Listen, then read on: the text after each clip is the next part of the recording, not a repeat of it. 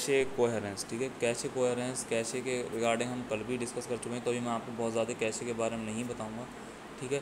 आप बस ये समझ लो जो प्राइमरी एडवांटेज है ऑफ कैशे का, it's ability to reduce the average access time.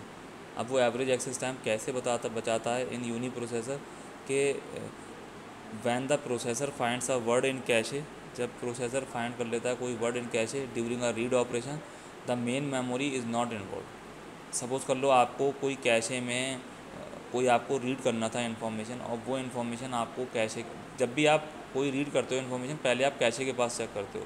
अगर वो प्रोसेसर अगर वो उसे कैशे में मिल जाती है तो उस ऑपरेशन के अंदर बिल्कुल भी मेमोरी का इन्वॉल्वमेंट नहीं रहता है। और मैंने आपको पहले ही बताया है कि जितना कम मेमोरी का इन्वॉल्वमेंट रहेगा उतना आपका एग्जीक्यूशन फास्ट रहेगा, ठीक है। वो रीड कर लेता है वहाँ से। और अगर उसको वहाँ पर वो नहीं मिला, ठीक है, आगे हम देखते हैं। Read operation, the main memory is not involve in the transfer if the operation is to write, there are two commonly use procedure to update memory, ठीक है। अब राइट ऑपरेशन है तो जाहिर सी बात है जो भी आपको राइट करना है वो आपको मेन मेमोरी के अंदर करना होगा, ठीक है। आप कैशे के अंदर नहीं कर सकते, और अगर कैशे के अंदर भी करोगे तो वो बाद में राइट होगा रैम के अंदर जाके, ठीक है। तो वहाँ पर जो ऑपरेशंस होते हैं वो दो तरीके के होते हैं, ठीक है। If the operation is to write, there are two commonly use procedures to update memory. एक तो होता है राइट थ्रू पॉलिसी, दूसरा होता है write back policy. Write through policy का मतलब क्या है, both cache and main memory are updated with every write operation, ठीक है। जो राइट थ्रू होता है वो थोड़ा सा क्या होता है, वो थोड़ा सा टाइम कंज्यूमिंग होता है, क्योंकि उसके अंदर आप कैशे को भी राइट कर रहे हो सेम टाइम में और मेन मेमोरी को भी राइट कर रहे हो at every write operation, her write operation के ऊपर। चाहे आपके प्रोसेसर के अंदर एक एग्जीक्यूशन के अंदर 100 राइट हों तो 100 टाइम आप क्या करोगे, कैशे को राइट करोगे और मेन मेमोरी को राइट करोगे। दूसरा चीज़ होता है राइट बैक पॉलिसी, ठीक है। Only the cache is updated and the location is marked so that it can be copied later into main memory. मैंने आपको ये चीज़ बताई थी कि जब भी हम कोई एप्लीकेशन डिज़ाइन करते हैं या हम कोई डेटाबेस की बात करते हैं तो हम डायरेक्टली बार बार मेन मेमोरी में जाके या बार बार मेमोरी को एक्सेस नहीं करते हैं। हम क्या करते हैं, हम बल्क में डेटा को वो करते हैं, अपडेट करते हैं। सेम कॉन्सेप्ट यहाँ पर देखो आप आ रहा है राइट बैक पॉलिसी के अंदर। केवल कैशे जो है वो अपडेट की जा रही है और उसकी लोकेशन जो है वो मार्क कर ली जा रही है, मेमोरी में क्या लोकेशन है उस पर्टिकुलर इन्फॉर्मेशन की, ताकि it can be copied later into main memory. बाद में ये कॉपी किए जा सकते हैं मेन मेमोरी के अंदर। मेन मेमोरी के अंदर तो कॉपी करना ही है आपको, बट आप उस टाइम नहीं कर रहे हो जब आपका प्रोसेस एग्जीक्यूट हो रहा है। उस टाइम पे आप क्या कर रहे हो, वो जाके सीधा कैशे में अपडेट कर देना, क्योंकि वो फास्ट है उसको एक्सेस करना, ठीक है। अब कैशे में इकट्ठा हो गया, वो हम किसी भी at any point of time जाके पूरा का पूरा राइट कर देंगे किस में, मेमोरी में। क्यों, क्योंकि हमारे पास एड्रेस तो है ही। सपोज़ कर लो मुझे कॉलेज ने बोला कि भाई आपको बच्चों को ये इन्फॉर्मेशन देनी है और वाया लेटर देनी है, ठीक है। तो ये तो होगा कि भाई मेरे पास जैसे जैसे इन्फॉर्मेशन आए मैं वैसे वैसे बार बार लेटर लिखूँ और जाके पोस्ट करके आऊँ, बार बार लेटर लिखूँ जाके पोस्ट करके आऊँ। अब एक प्रोसेस ये है, ये थोड़ा टाइम कंज्यूमिंग है। हो सकता है जब मैं पोस्ट करने गया हूँ मेरे पास 2-3 इन्फॉर्मेशन और आ गई हूँ ऑलरेडी, ठीक है। तो ये थोड़ा टाइम कंज्यूमिंग प्रोसेस है। या एक काम हो सकता है कि भाई मैंने दिन भर कलेक्ट करी और उसके बाद इकट्ठा करके उनको लेटर बना के एक साथ जाके पोस्ट करी आया, ठीक है। तो which one is better, right back is better, ठीक है। ये चीज़ मैंने आपको पहले ही बताई थी, ये चीज़ दोबारा से आ गई है, ठीक है ना। अच्छी बात है, आपका क्लियर हो गया। In a shared memory multi processor system all the processor shares a common memory, ये हमें पता है। इन एडिशन ईच प्रोसेसर में हैव अ लोकल मेमोरी, हर एक प्रोसेसर के पास लोकल मेमोरी होती है। Part or all of which may be a cache, ठीक है, उसकी कैशे पार्ट होती है। The compelling reason for having separate cache for each processor is to reduce the average access time in each processor, ठीक है। Average access time कैसे बताओगे, कि सेम मैंने बात बताई, हर एक मेमोरी यूनिट जो है, हर एक प्रोसेसर है, उसके बाद अपना प्रोसेसर है, वो अलग अलग इंस्ट्रक्शन या किसी एक प्रोसेस के डिफरेंट जो आपने डिवाइड करे हैं इंस्ट्रक्शन उनको एग्जीक्यूट कर रहा होगा। उसको एग्जीक्यूट करने के लिए उसको कैशे की ज़रूरत पड़ेगी, कुछ इन्फॉर्मेशन की ज़रूरत पड़ेगी, कुछ वो राइट करेगा। तो वो क्या करेगा, वो सारा राइट अपना कैशे के अंदर करता रहेगा एक्सेस टाइम को बचाने के लिए। बाद में उसको क्या कर देगा, वो मेन मेमोरी में राइट कर देगा, ठीक है। ये लिखा है the compelling reason for having separate cache for each processor is to reduce the average access time in each processor. The same information में resides in a number of copies in some cache and main memory. Same copy जो होगी वो main memory और cache के अंदर रहती है। वहाँ से जो भी राइट बैक होंगे वो क्या करता रहेगा, कैशे में लिखता रहेगा, बाद में वो मेमोरी को ट्रांसफ़र कर देगा। To ensure the ability of the system to execute memory operation correctly the multiple copy must be kept identical, same copy रखे जाते हैं।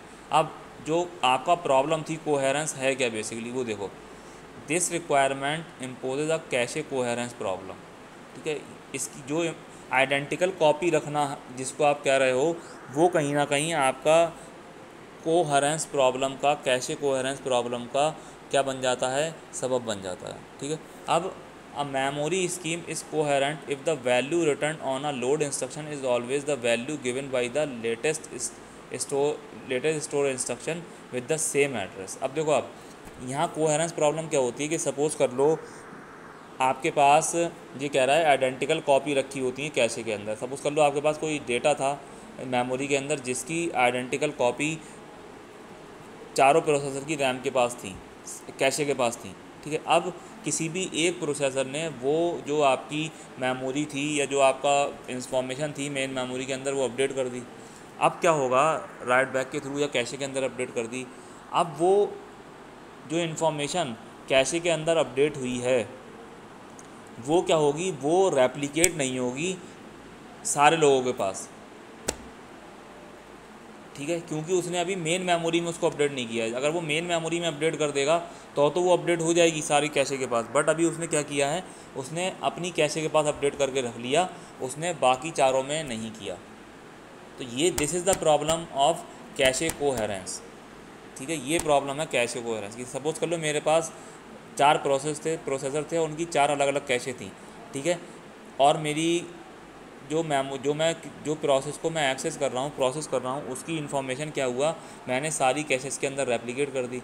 अब मुझे किसी एक पर्टिकुलर इंस्ट्रक्शन को या किसी एक पर्टिकुलर डेटा को क्या करना था, लोड करना था, राइट करना था, मैंने उसको अपनी कैशे में राइट कर दिया। अब वो इन्फॉर्मेशन मेरी दूसरी कैशेस के अंदर दूसरे प्रोसेस के लिए अपडेट नहीं हुई।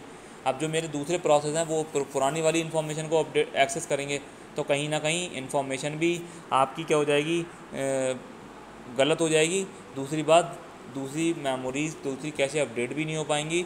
ये प्रॉब्लम क्या कहलाती है, ये प्रॉब्लम कहलाती है कैशे कोहेरेंस, ठीक है।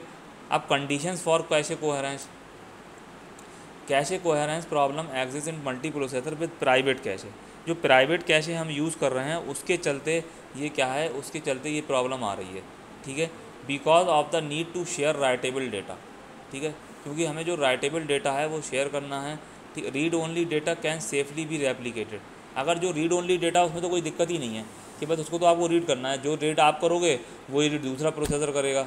अब चाहे वो कैशे में कैसे ही पड़ा रहे, उससे कोई फ़र्क नहीं है। जहाँ पर जिस डेटा को राइट करना होता है, चेंज करना होता है, वहाँ पर दिक्कत आती है, ठीक है, ठीक है। Read only data can safely be replicated without cache coherence information. To illustrate the problem consider the 3 processor configuration with private cache showing in figure. Sometimes during the operation an element X from main memory is loaded into the 3 process P1, P2 and P3, ठीक है। As a consequence it is also copied into the private cache of the 3 processors.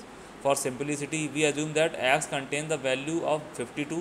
The load on X to the 3 processor results in consistent copies in the cache and memory. अब देखो मैं आपको diagram दिखा कर रहता हूँ। ये मेरे पास क्या है, ये मेरे पास एक सिंपल सा कैशे कॉन्फ़िगरेशन है, ठीक है।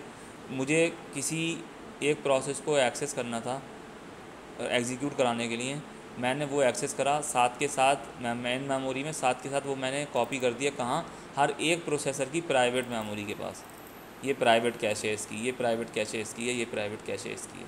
अब ये जो इन्फॉर्मेशन थी ये सारे मेरे कैशेस के अंदर क्या हो गई, रेप्लिकेट हो गई, यानी कि कॉपी हो गई। अब मैंने क्या किया, at any given time process P1 ने क्या किया, cache configuration after store to X, उसने कुछ इन्फॉर्मेशन क्या करी, राइट कर दी अपनी कैशे के ऊपर, ठीक है। बट वो अभी क्या है, वो अभी इस एक्स के पास, इस वाले कैशे के पास और इस वाले कैशे के पास जो है वो अपडेट नहीं है। ना तो मेरे पास P2 के कैशे के पास अपडेट है, ना P3 के कैशे के पास अपडेट है। अब because of the performance P1, P2 और P3 क्या करेंगे, P2 और P3 अपने इस डेटा को ही रेप्लिकेट करेंगे, मतलब एक्सेस करेंगे, जबकि इन्फॉर्मेशन मेरी मेन मेमोरी में भी सेव हो चुकी है, बट वो इस डेटा को एक्सेस कर रहे हैं। तो इससे क्या होता है, कहीं ना कहीं डेटा आपका करप्ट हो जाता है, कहीं ना कहीं आपके P2 P3 प्रोसेस जो है वो पुराने डेटा को एक्सेस करते रहेंगे, और जो ये वाला डेटा है वो रेप्लिकेट नहीं हो रहा है कहाँ पर, इन दूसरी कैशे के पास, ठीक है, दूसरे कैशे के पास कहीं ना कहीं वो एप्लीकेट नहीं हो रहा है, ठीक है। राइट बैक का क्या प्रोसेस है, राइट बैक के अंदर क्या है, राइट बैक के अंदर आपका जो भी डेटा था वो इस कैशे के अंदर लिख गया और इन वाले कैशेस के अंदर नहीं लिखा, सेम कॉन्सेप्ट है, बट इसकी वैल्यू चेंज हो गई है, ठीक है, इसकी वैल्यू चेंज नहीं हुई, इसकी वैल्यू चेंज नहीं हुई, सेम प्रॉब्लम है। अब इसको आप अवॉइड कैसे कर सकते हो, इसको अवॉइड करने का एक जो तरीका है सिंपल, वो ये है कि हम अपने जो हमारा प्राइवेट वाला कॉन्सेप्ट है, ठीक है, हम उसको यूज़ ही ना करें। देखो ये लिखा है for performance consideration it is desirable to attach a private cache to each processor, ठीक है। Solution to cache coherence problem, various schemes have been proposed to solve the cache coherence problem in shared memory multi processor. Shared memory multi processor के अंदर काफ़ी सारी scheme जो हैं वो share की जा चुकी हैं। We discuss some of the scheme briefly. A simple scheme is to disallow private cache for each processor. ये जो हमने सारी के सारे प्रोसेसर्स के लिए, कहाँ गया, सारे के सारे प्रोसेसर्स के लिए अलग अलग कैशे दे रखी हैं, private cache, these are the private cache, ये हम ना दें। पहली चीज़ इन्होंने साफ साफ कह दिया कि ये वाली आप जो कैशे आप दे रहे हो इसको देने का कोई ज़रूरत नहीं है। Disallow private cache for each processor and have a shared cache memory associated with main memory. एक शेयर्ड कैशे मेमोरी लगा दें जो कि अटैच हो मेन मेमोरी से, ठीक है, उसके अंदर ही सारे जो प्रोसेसर्स हैं वो उस कैशे को यूज़ करें।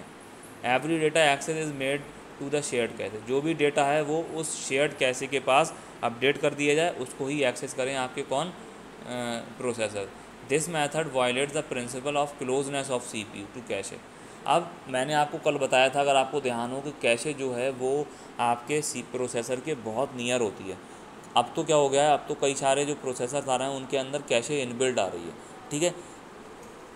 अब जो दिक्कत मेमोरी के पास थी, मेन मेमोरी को एक्सेस करने की थी, अब वो कैशे को भी एक्सेस करने की हो जाएगी। एक्सेस टाइम जो है वो आपका कैशे को एक्सेस करने का बढ़ जाएगा, मेमोरी को एक्सेस करने का बढ़ जाएगा। देखो यहाँ पर आगे यही लिखा होगा, ठीक है। This method violates the principle of closeness of CPU to cache and increase the average memory access time. जो मेमोरी के लिए एक्सेस टाइम बढ़ जाता था वही आपका कैशे के लिए एक्सेस टाइम बढ़ जाएगा। In effect this scheme solve the problem bye avoiding it. अगर हाँ हम एक्सेस टाइम को अवॉइड कर दें, हम अपने सिस्टम की परफॉर्मेंस को थोड़ा बहुत डिग्रेड कर लें, तो ये स्कीम बेस्ट है, आप इसको यूज़ कर सकते हो, ठीक है। For performance consideration it is desirable to attach a private cache. अगर हमें परफॉर्मेंस को कंसीडर करना है तो हमें जो कैशे है उसको इंस्टॉल करना ही पड़ेगा with each processor, private cache को, ठीक है। One scheme that has been use allows only non shared data, read only data to be stored in cache. एक स्कीम ये है कि जो भी हमारा रीड ओनली डेटा है सिर्फ़ और सिर्फ वही हम कैशे में अपडेट करें, कैशे में लिखें, अदरवाइज़ जो राइटेबल डेटा है उसको हम कैशे के अंदर या स्टोर ना कराएं।